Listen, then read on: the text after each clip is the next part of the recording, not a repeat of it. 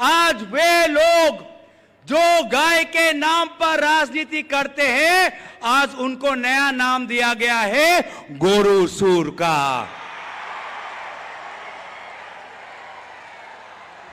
মানুহে কি কয়, মানুহে কি কয়, মানুহে কি কয়?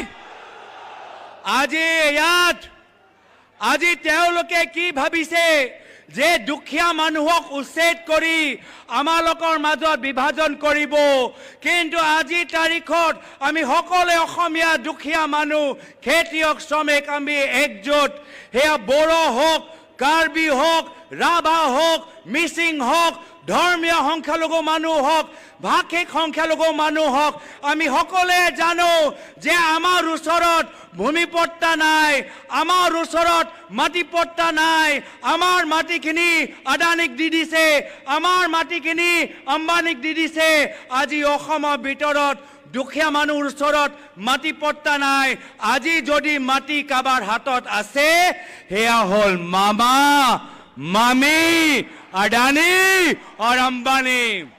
আৰু সেইকাৰণে এই বিজেপি চৰকাৰ ভয় কৰে যে অহা বছৰ যেতিয়া কংগ্ৰেছৰ চৰকাৰ আহিব, এটা এটা টকাৰ হিচাপ জনসাধাৰণক দিব লাগিব।